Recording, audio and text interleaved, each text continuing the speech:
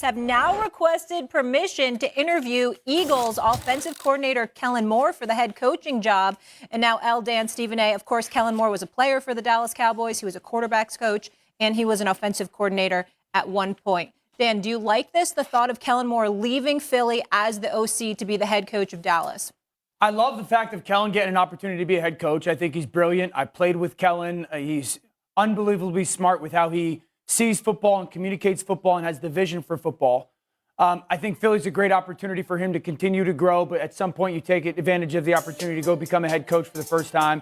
It feels a little bit like what they did with Jason Garrett many years ago, where Jason Garrett was a backup quarterback for them and eventually became the head coach of the football team. But I think Kellen Moore is a very, very smart offensive mind.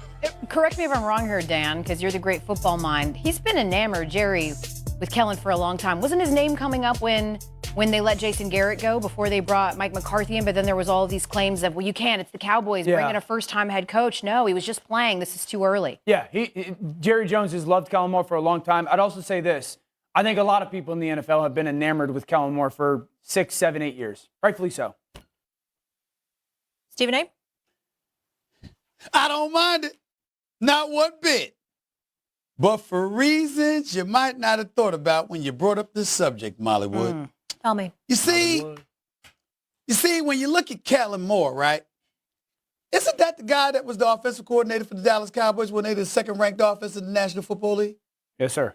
Isn't that the guy that had a high-powered offense and was still pushed out the door because Mike McCarthy convinced Jerry Jones that, you know what, we were throwing the football entirely too much and not really protecting Dak Prescott, and I would change things and things would be a bit different under me, and he gave Mike McCarthy that power and was willing to shove Kellen Moore aside? Well, that Kellen Moore willing to come back to Dallas, all the complaints that everybody has about Jerry Jones, how would it be any different with Kellen Moore? See, when I talked about Deion Sanders, when I talked about Bill Belichick, that's the difference. You understand? You're not going to push around Bill Belichick. You're not going to just summarily dismiss primetime Deion Sanders. Okay? Well, with Kellen Moore, that's more the same. I'm talking about with Dallas. I'm not casting any aspersions on him.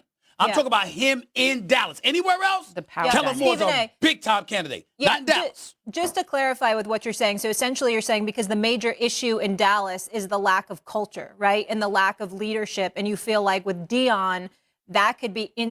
Why pay too much for cable TV when it costs less for Fubo TV?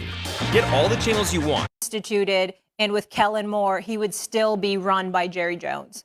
You got to deal with and know how to offset the impact of Jerry Jones. He ain't the dude for that job.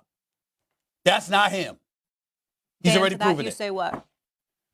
Well, in regards to Kellen Moore not being the guy for the job, I think because of the culture, needing someone to really set a culture there and be the real leader and set precedent. Yeah, I would say this. You don't know what type of culture builder first-time coaches are going to be until they become a culture builder. Yeah, Dan Campbell did it. But you don't know that, though. You just don't know. Now, Kellen Moore's been around Mike McCarthy. He was around Brandon Staley. He was obviously around Nick Sirianni. And by a lot of what we've witnessed this year, it seems like the culture in Philly is pretty good when it comes to dealing with the adversity of the team. I do want to mention something, Stephen A., in regards to the Deion stuff, because I was under the assumption that, in Deion's words, he was only going to go coach in the NFL if he could coach both of his sons, Shador and Shiloh. He said that. I don't believe him. Correct. Shefty said he thinks that would not be the case if it was Dallas. Dallas.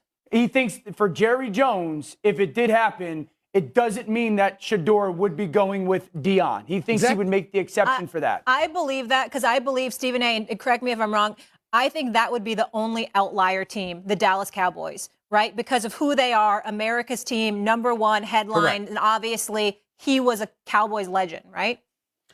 Listen, I've known Deion for decades, and all I would tell you is this.